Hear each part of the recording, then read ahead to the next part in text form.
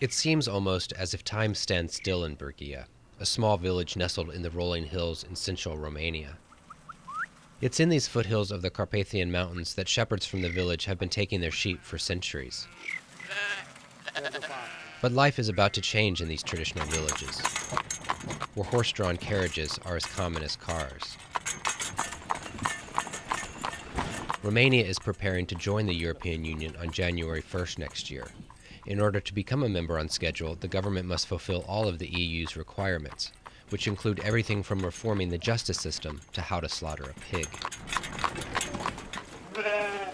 Emil Imre Sobo raises his 18 cows and 300 sheep right here in his backyard. He heard that the EU regulations will force him to move his commercial farm outside the town limits and use machines to milk the cows for the first time. There's still a lot of confusion here about what the regulations say exactly, but there's one thing everyone agrees on. Se va schimba viața la țară. Cu intrarea în UE, nu suntem încă pregătiți pentru îndeplinirea condițiilor.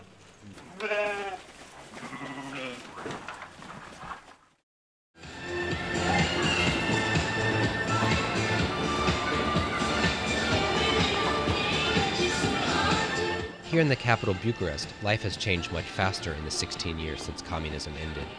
The buildings that surround this makeshift amusement park were built by former dictator Nicolae Ceausescu as part of his quest to build a socialist utopia.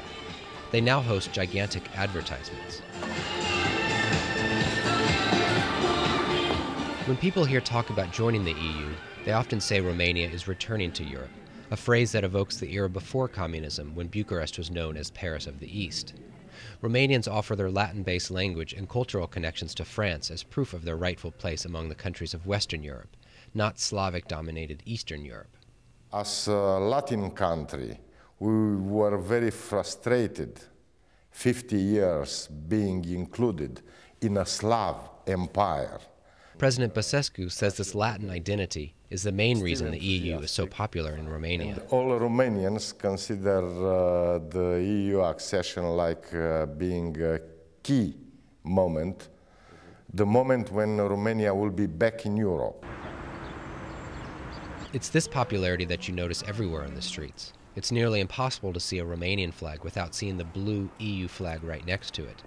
Nearly 70% of Romanians support the European Union, according to various opinion polls. This is a much higher percentage than in several Western European countries, where support for the EU is lagging. Romania is starving to go there. Romania needs, because the Romanian people look at this integration in 1st of January as a salvation. Travel throughout this country, and it's clear Romanians are excited about the EU not only because of their identity. This is one of the poorest countries in Europe, and once it joins the Union, Romania stands to gain billions of dollars for development. Romanians, like Marcel Gemes, hope this aid will pull them out of poverty. Being poor is something Gemes and his wife Liliana have gotten used to since Romania switched to a free market economy in 1990. Nu merge. Numai puțin că are o mică defecțiune. The elevator doesn't always work in this drab Ceausescu-era apartment building on the outskirts of Târgu Mureș, but it's all they can afford with the $130 they each earn a month. Detest viața asta. Asta e problema. Din 1994 studiez domeniul auto. Tot ce există pe planeta lor actuală cunosc din domeniul auto. He's obsessed with cars, but can't afford to buy even a cheap one. He keeps his magazines in the only bedroom, where their 2 children sleep. Gemes and his wife sleep in the living room. Iar când o să am posibilități financiare, îmi cumpăr un BMW, categoric BMW. Gemes has an easy explanation why the transition to capitalism has left so many Romanians poor. Nivelul de trai foarte scăzut în România este cauzat de nivelul ridicat al corupției. The European Union says the most important thing Romania must prove before January is its commitment to fight corruption. La toate nivelurile de corupție, dar, din păcate, instrumentele și instituțiile statului nu acționează decât la eșaloanele inferioare. Deci nu acționează sus. Deci în România, în timp de 16 ani, nu a fost condamnat pentru fapte grave de corupție. Nimeni. That might be changing. Because of EU pressure, the government created a special prosecutor's office to fight corruption. In February, it charged this man, Adrian Năstase, the former prime minister and one of the most powerful politicians, with corruption. Năstase claimed he inherited money and apartments worth more than $1 million from his wife's aunt Tamara. Romanian TV is full of the Aunt Tamara scandal, poking fun at how Tamara, who lived a modest life, could have possibly had so much money. A couple of years ago, nobody thought that they will start to investigate one of the big politicians. Boadu says Romania is demonstrating to the EU that it's able to prosecute high-level corruption. I think that this is a good sign that the system started to work. To satisfy EU requirements, Romania is doing more than fighting corruption. It's reforming its justice system and tightening security along its long borders. Another EU concern is Romania's treatment of Roma, an ethnic minority more commonly known as gypsies. One case of discrimination, according to Roma rights advocates, can be found here in Târgu Frumos, in the northeast of the country.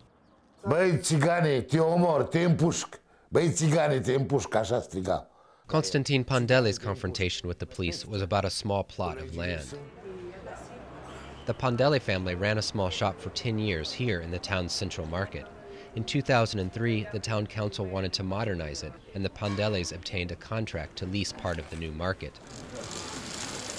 Before construction was finished, the family got into a contract dispute with the town council, and the disagreement ended in violence.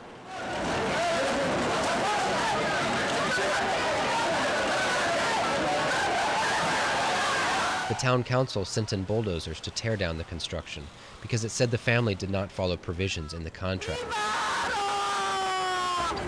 Police came to protect the town workers, but ended up beating and arresting Pandele's two sons.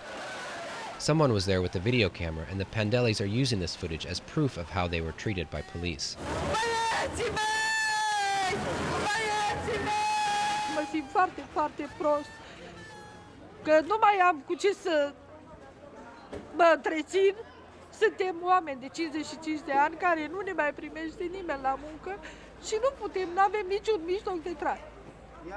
The Pandele family and Roma rights lawyers say the disproportional force the hooded police used in the market is typical of the problems Roma face in Romania. I don't deny it's a problem. It's a problem, but it's a cultural problem. It has very old roots. In the real life, the people, the majority, the Romanians, do still treat Roma people as different, as not their equals. Although discrimination exists in Romania, Macove says the government is trying to change that.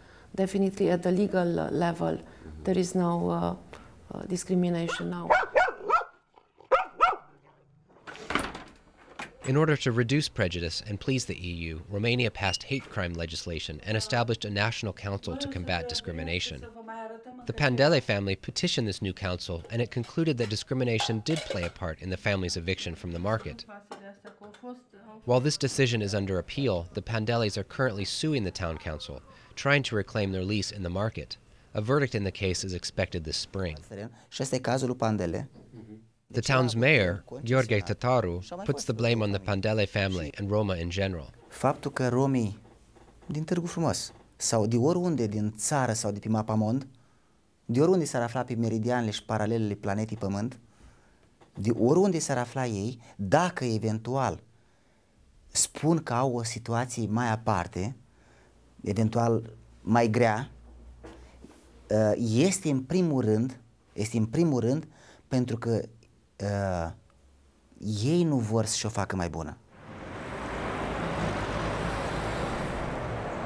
Back in Bucharest, a clock tower in the center of the city counts down the days until Romania enters the European Union.